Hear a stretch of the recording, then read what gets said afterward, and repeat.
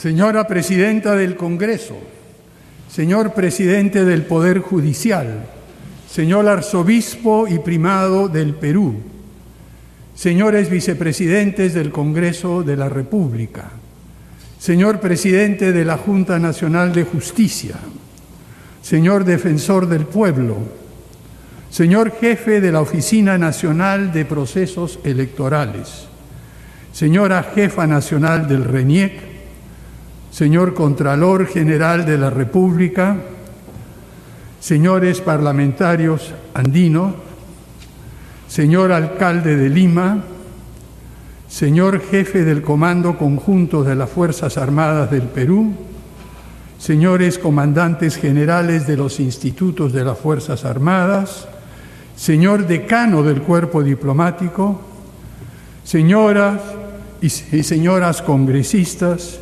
ciudadanos y ciudadanas todas. Agradezco al Congreso, agradezco a la ciudadanía por esta alta designación, pero este agradecimiento es también un compromiso.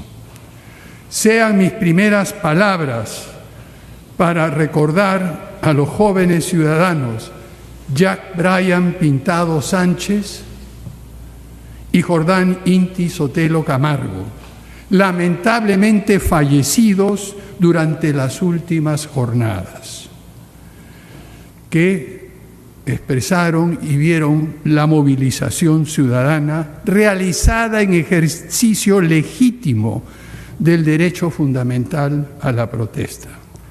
Agradezco a sus familiares, agradezco la presencia de ustedes aquí y también la presencia de la señora Verónica, madre de John Cordero, quien está en este momento tratando de recuperarse de las graves heridas que recibió. No podemos devolver la vida a estos jóvenes, pero sí podemos evitar que vuelva a suceder. Podemos además apoyar decididamente a los heridos, algunos de ellos de gravedad.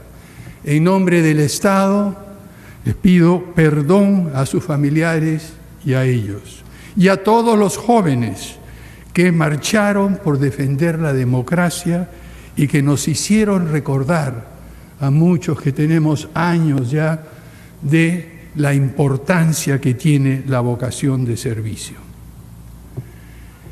En el Perú y en el mundo entero estamos viviendo tiempos de incertidumbre, de inconsistencias, de contradicciones, de amenazas y de miedos, de rencores y de resentimientos.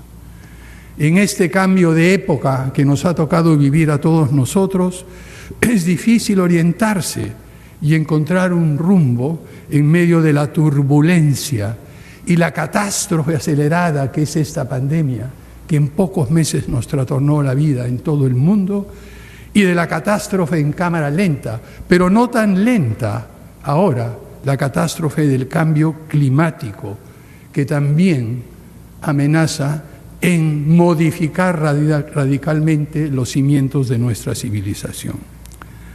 En estos momentos de crisis sin precedentes y agudizados por estas catástrofes y por los problemas que tiene nuestro país, los problemas económicos, de salud, sociales y de seguridad, es fundamental, es absolutamente necesario mantener la calma, la tranquilidad y la ecuanimidad.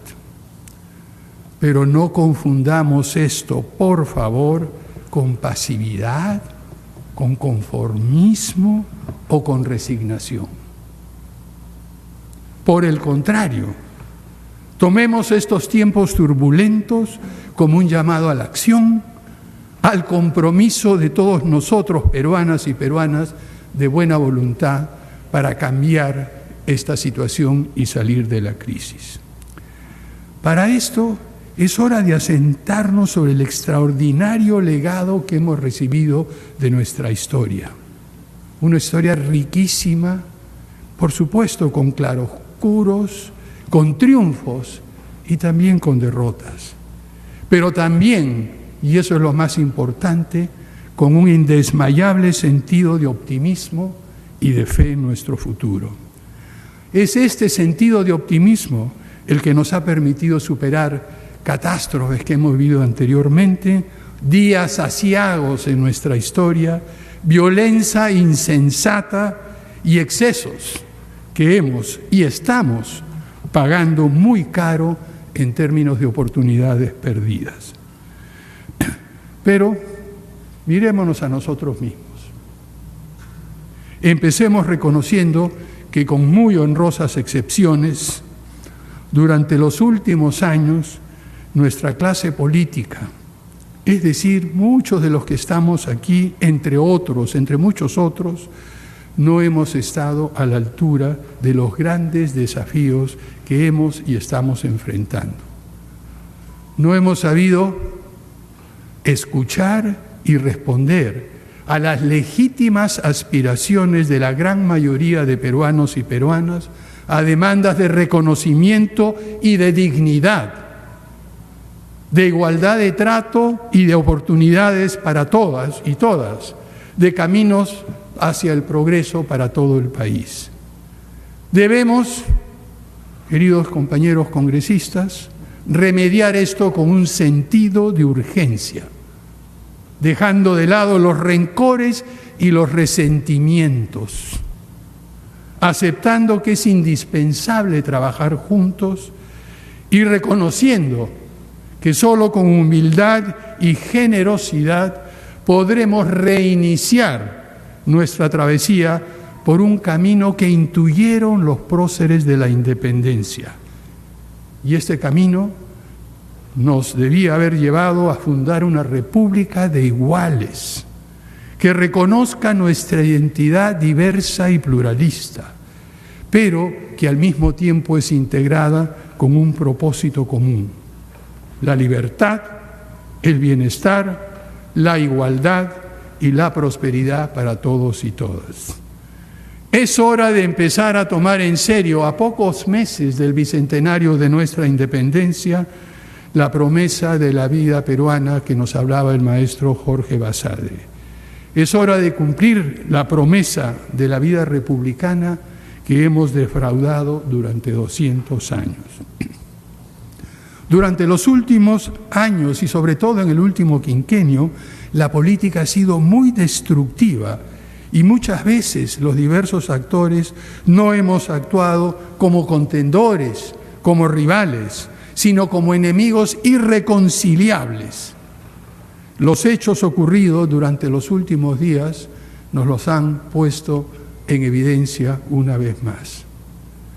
Pero la política no tiene ni debe ser así. La política democrática, el ejercicio de la vida política debe responder al esfuerzo de encontrar consensos o caminos compartidos, empezando esta búsqueda, iniciándolo desde diferentes puntos de diferentes lugares, pero al final llegando a un acuerdo operativo, práctico, acerca de lo que es mejor para el bienestar de toda la ciudadanía y de la República. En este sentido, debemos recordar que los mecanismos de control político que son necesarios en todo régimen constitucional y democrático no deben afectar la estabilidad del país ni sumirnos en una tras otra crisis política. Esperamos también que el próximo pronunciamiento del Tribunal Constitucional permita poner en la agenda un mejor uso de los pesos y contrapesos entre los poderes del Estado que consagra nuestra Constitución. El bicentenario de la independencia, queridos colegas, queridos ciudadanos, queridas autoridades, debe estar caracterizado por prácticas políticas que nos permitan construir un Perú mejor, un Perú más unido, un Perú con menos rivalidades, con menos problemas, con menos confrontaciones. Un país inclusivo, donde se valoren los talentos y se generen oportunidades para todos. En realidad, Esa es la demanda del gran movimiento ciudadano en todos los rincones del país. Movimiento que se ha despertado y alentado sobre todo por la actitud de los jóvenes que considera, como dije hace unos momentos, que la clase política no ha estado a la altura de lo que se requiere ni se ha comportado conforme a las exigencias del momento actual. Este gran movimiento que hemos visto en todas las regiones de nuestro país, este movimiento le pertenece a los jóvenes, le pertenece a la juventud.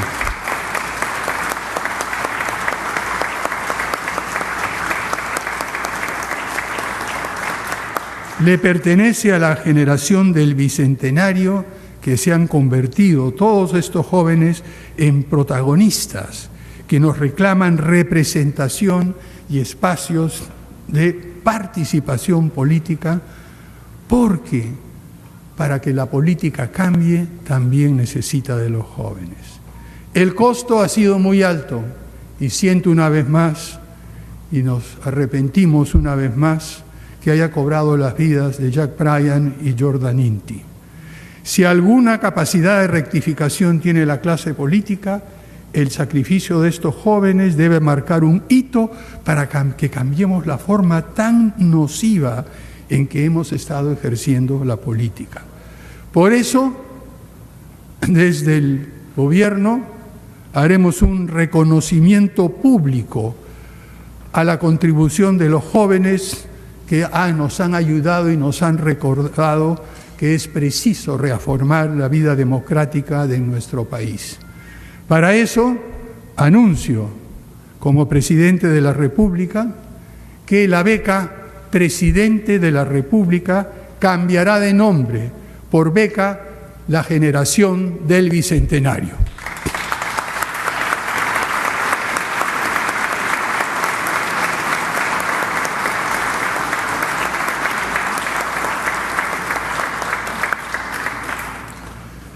Pasando a una confidencia personal, a los 72 años de edad, a la tierna edad de 72 años, decidí conjuntos con otros ciudadanos y ciudadanas participar en la creación de un partido político desde abajo, consciente del esfuerzo que toma hacer esto. Hoy nos toca a los políticos ser parte de la solución de los problemas que en gran medida hemos creado nosotros mismos. Acerquemos la política a los jóvenes, creemos los espacios, las plataformas para ellos, escuchemos su voz. Es necesario que todos los partidos políticos se esfuercen en canalizar las demandas, las necesidades, las aspiraciones y la visión de futuro que tienen los jóvenes en nuestro país.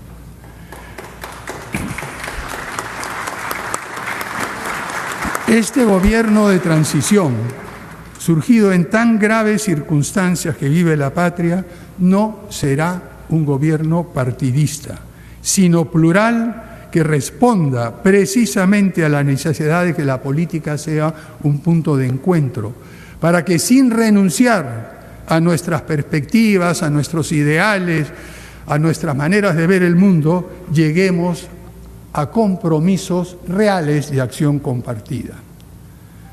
Quisiera referirme brevemente a los desafíos que hemos visto que enfrenta este gobierno de transición en el futuro inmediato.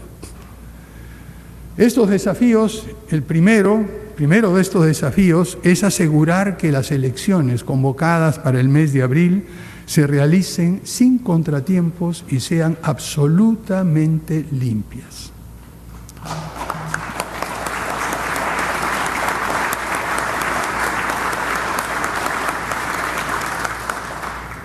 Mantendremos desde el Gobierno una actitud de absoluta neutralidad en el proceso electoral en marcha y dotaremos de los recursos necesarios a los organismos electorales para garantizar resultados que reflejen a cabalidad la voluntad ciudadana. Asimismo, en segundo lugar, Debemos enfrentar la grave crisis económica y de salud originada por la pandemia. Debemos reconocer que, a pesar de las dificultades, somos aún una sociedad con reflejos sanos, que es capaz de tomar conciencia y reclamar más y mejores servicios de calidad, sobre todo servicios de salud y de educación. Debemos aprender de las lecciones de la pandemia en materia de salud, en materia educativa, en materia de innovación, que las cuales hemos sido testigos durante los últimos meses y semanas. Pero para ello es fundamental mantener este esfuerzo, esta contribución que el conocimiento, la ciencia, la tecnología y la innovación, en esta época de la cuarta revolución industrial, en esta época de las sociedades del conocimiento, hace y tiene que hacer para mejorar la calidad de vida, mejorar la condición humana en todo el mundo.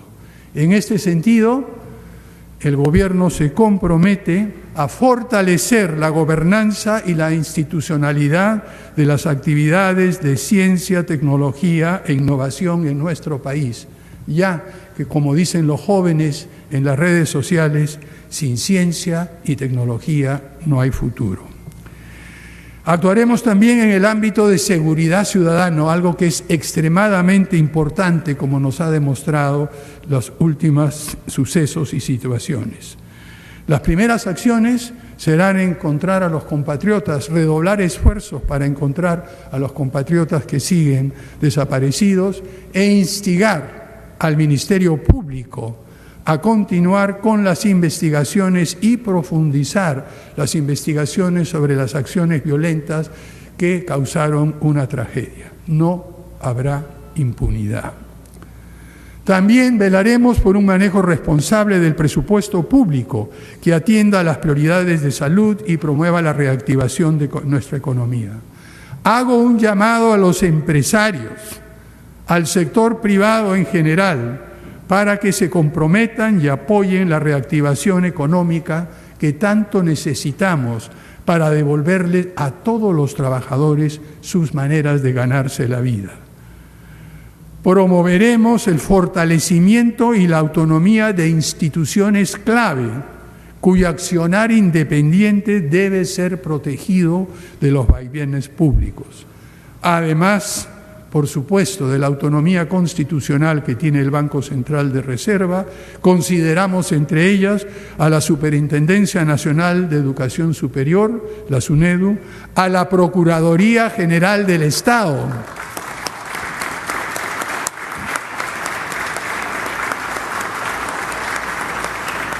y también al Instituto de Radio y Televisión del Perú, para que refleje con veracidad la situación de nuestro país y emita y publicite, haga pública la opinión y los diferentes puntos de vista de toda la ciudadanía y no del gobierno.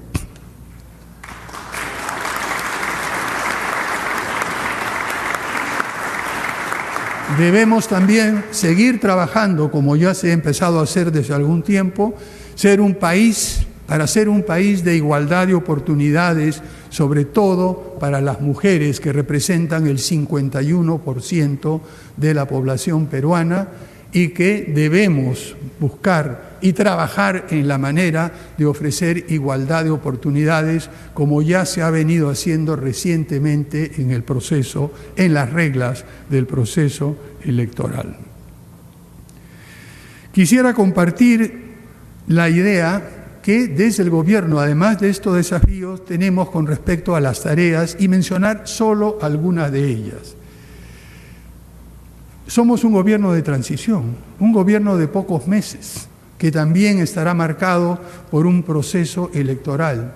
Estamos en una situación similar a la que tuvimos hace 20 años.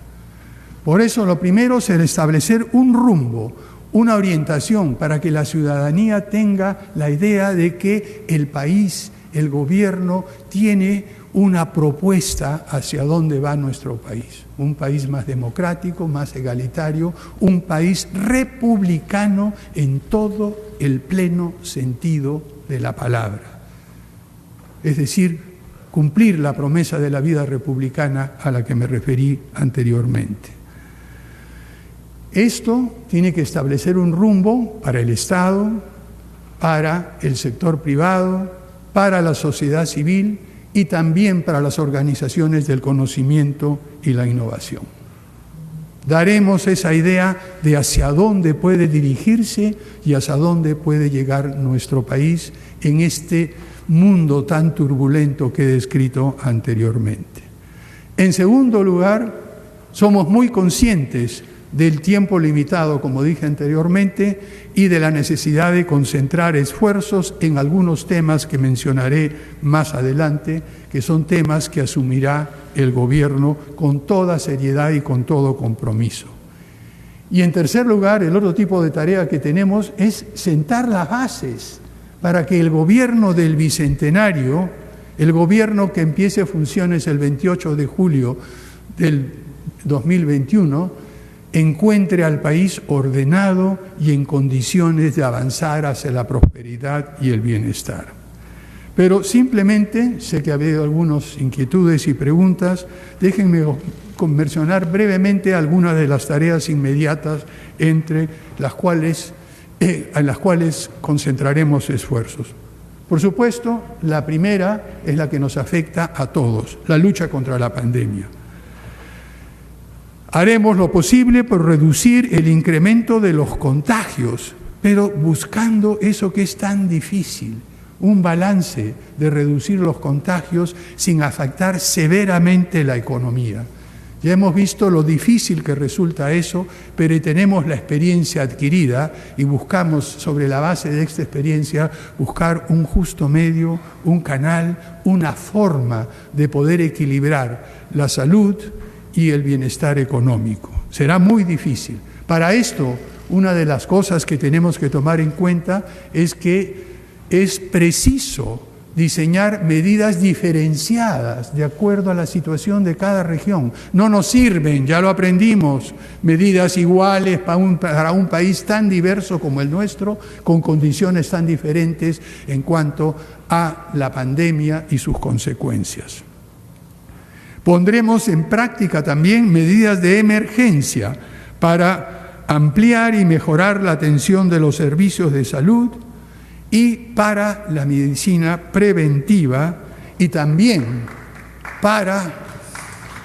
recuerdo que acá tenemos muchos médicos en nuestro Congreso que han insistido a lo largo del tiempo y queridos colegas médicos, hemos escuchado desde el Congreso muchas veces eso y desde el Ejecutivo pondremos en práctica los consejos, las recomendaciones y las ideas que ustedes nos han hecho llegar muchas veces en debate en este mismo recinto.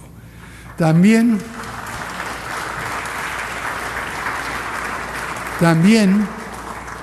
sabiendo ya que los esfuerzos en nuestro país y en otras partes del mundo están llegando ya a producir y a difundir las vacunas, buscaremos la manera de que estas vacunas puedan llegar al país, distribuirse de manera equitativa y justa lo más rápido posible, atendiendo primero a los más vulnerables.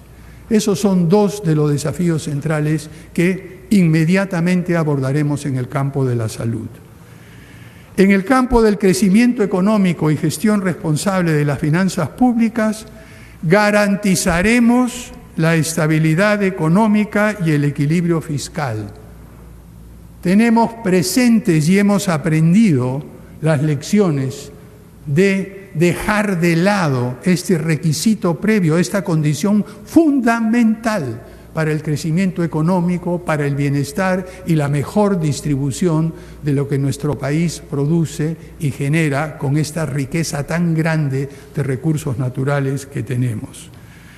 Esta estabilidad económica y equilibrio fiscal, y disculpen, queridos compañeros congresistas, que muchas veces, por atender a las realmente claras y justísimas demandas de muchísimos sectores de nuestro país, sobre todo en las diversas regiones del Perú, se tratan de proponer, pero que se enfrentan con frecuencia con la dura realidad de unas arcas públicas disminuidas por una recaudación fiscal que ha caído en 30%, con dificultades enormes para equilibrar el presupuesto público, y será sumamente difícil, y les adelanto eso, porque sé que hay muchas demandas justas, pero también desde el Poder Ejecutivo tenemos la responsabilidad de atender lo más urgente, lo prioritario entre esas demandas, pero haciéndolo respetando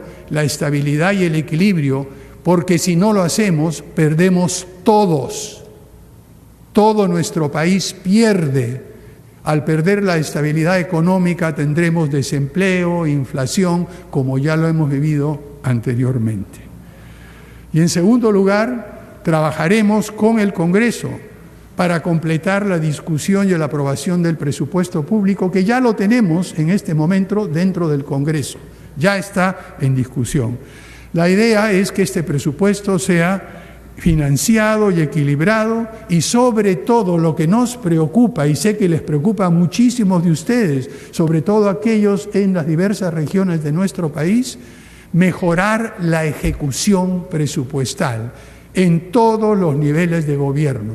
Estamos desde ya ideando qué mecanismos podemos emplear para apoyar a los gobiernos regionales, a los gobiernos locales, en la tarea de ejecutar bien, sin desperdicio, señor Contralor, sin corrupción, bien y rápido el presupuesto que tienen asignado y que en muchas oportunidades se queda sin ejecutar y revierte al Tesoro Público.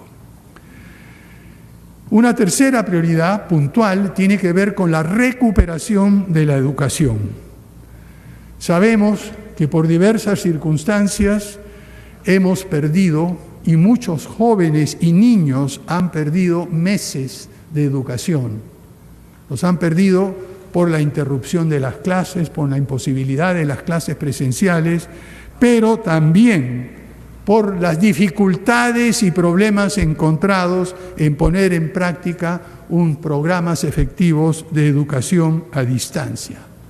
En este sentido, otro compromiso: completaremos el proceso de adquisición, distribución y de equipos informáticos, y también, y eso es lo clave, y aquí lo hemos escuchado en el Congreso y en diferentes comisiones, hemos escuchado que solo el 40% de los hogares en nuestro país tiene acceso a Internet, este recurso esencial para poder tener clases remotas, clases a distancia y poder trabajar con Aprende Perú. Y esta diferencia en las zonas rurales es aún más pronunciada, porque solo un porcentaje menor al 10% de estos hogares tienen acceso a Internet. Pondremos prioridad y creemos que es posible muy rápidamente, haciendo converger las voluntades del sector privado, del Estado, de los organismos reguladores, del Ministerio de Economía y Finanzas, del Ministerio de Transportes y Comunicaciones, de organizaciones de la sociedad civil, de instituciones académicas, poner en marcha un plan acelerado para expandir este acceso a Internet de la manera más eficaz y rápida posible.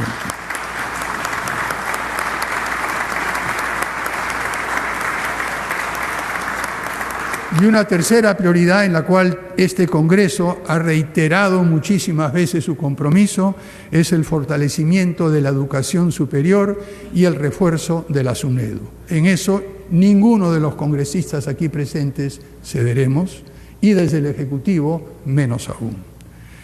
La cuarta prioridad concreta tiene que ver con la lucha contra la corrupción. Y allí el Poder Ejecutivo no tiene una intervención directa, esas son las instituciones de la Fiscalía, el Poder Judicial, etc.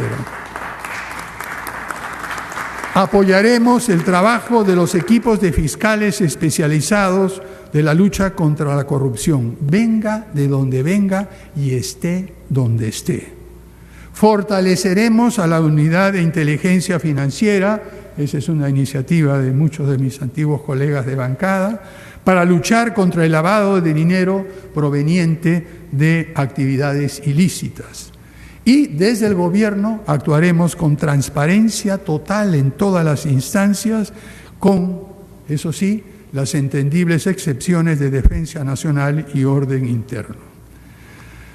Trabajaremos en conjunto también con otras instituciones del Estado, esperamos, y señores congresistas, quisiera decirle, queridos colegas o ex colegas, ya no sé, todavía no me acostumbro a este cambio súbito de condición, que las puertas del Poder Ejecutivo, las puertas de Palacio de Gobiernos están abiertas para todos.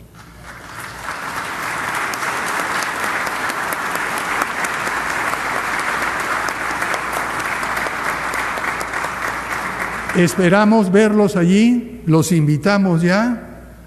Escucharemos sus planteamientos, trabajaremos juntos, pero eso sí, sin esperar de nuestra parte que en alguna forma el Congreso abdique su función de fiscalización, para la cual nos someteremos a cualquier acto de fiscalización que el Congreso tenga a bien plantear. Y lo que esperamos que esta nueva vía de comunicación y de diálogo mutuo, de diálogo entre dos poderes del Estado, permita superar esos antagonismos que tanto nos han costado en el pasado.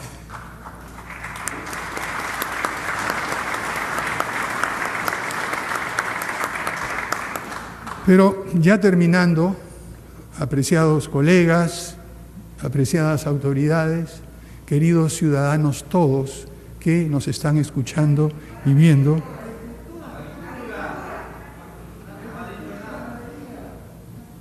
perdón, para terminar quería decir dos temas adicionales.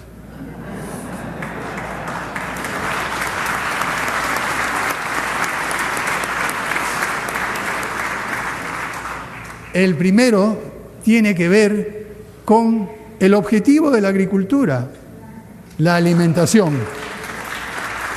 Y en ese sentido, una de las primeras tareas, siguiendo lo que ha planteado y aprobado el Acuerdo Nacional, que contamos con la grata presencia de su secretario técnico, el distinguido intelectual Másquez Hernández, el Acuerdo Nacional ha aprobado un programa de hambre cero.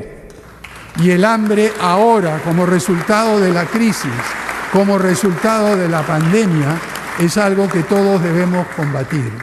En este sentido, desde ahora lanzamos una invitación a los representantes del Acuerdo Nacional para diseñar conjuntamente con el Gobierno, con el Poder Ejecutivo y con ustedes, queridos congresistas, medidas para implementar este plan hambre cero. Y es ahí donde la agricultura encuentra su prioridad, queridos colegas.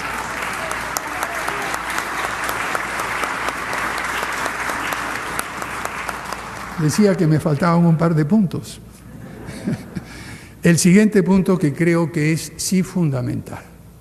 Ya me han escuchado hablar de los problemas de nuestro país, de la clase política, de la desconexión que hay entre la ciudadanía y sobre todo entre los jóvenes y los que somos actores políticos. El desafío y la tarea central de nuestro gobierno es devolverle la confianza a la ciudadanía. Devolverle la confianza a los jóvenes que nosotros, quienes estamos involucrados en política y que nos hemos olvidado a veces de aquellas aspiraciones que teníamos todos nosotros cuando jóvenes, cuando salíamos a protestar, cuando participábamos en actos de reclamo y de defensa de derechos. Bueno, eso nos lo han recordado los jóvenes. Y esto requiere de nuestra parte una apertura y una disposición a escuchar a todos, haciendo uso del conocimiento y de la evidencia disponible. Todos que hemos sido jóvenes, con el paso del tiempo, hemos aprendido que algunas veces estos reclamos no tenían solución fácil. A veces estos reclamos requerían de un enorme esfuerzo cuya magnitud no veíamos cuando salíamos airados. Por lo tanto, es nuestra responsabilidad escucharlos y transmitirles esa experiencia, ese conocimiento, esa evidencia y encauzar sus aspiraciones, sus deseos y su punto de vista por un camino positivo, un camino que les permita resolver los problemas inmediatos que están reclamando por solución y que nosotros tenemos la responsabilidad como autoridades, como Congreso, como Gobierno, en responder.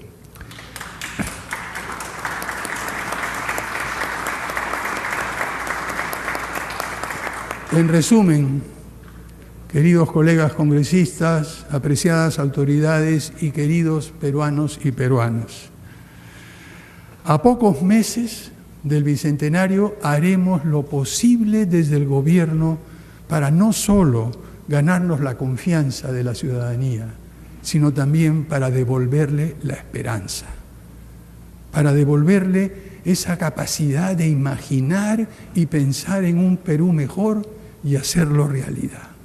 Son ellos quienes en los próximos años, en medio de este cambio de época y cambio turbulento, nos encauzarán hacia un Perú mejor para todos y para todos. Confianza y esperanza son dos cosas que esperamos devolverle a la ciudadanía en los cortos meses que nos quedan. Y termino ahora, sí, queridos amigos, citando unas palabras de César Vallejo, que creo que ilustran bien la tarea de superar rencillas y disipar rencores. Quisiera compartir con ustedes las últimas líneas de mi poema favorito de César Vallejo, Considerando en frío. ¿Recuerdan ustedes cómo empieza? Considerando el frío imparcialmente. Pero lo que es importante recordar ahora no es solo ese principio, sino cómo termina después de haber descrito las amarguras, la diversidad, los problemas, los rencores, las diferencias, y dice: examinando en fin sus incontadas piezas, su retrete, su desesperación al terminar su día atroz, borrándolo, comprendiendo que él sabe que le quiero, que le odio con afecto y me es, en suma, indiferente. Considerando sus documentos generales y mirando con lentes aquel certificado que prueba que nació muy pequeñito, le hago una seña: viene. Y le doy un abrazo, emocionado. Queridos compatriotas, muchas gracias y ¡que viva el Perú!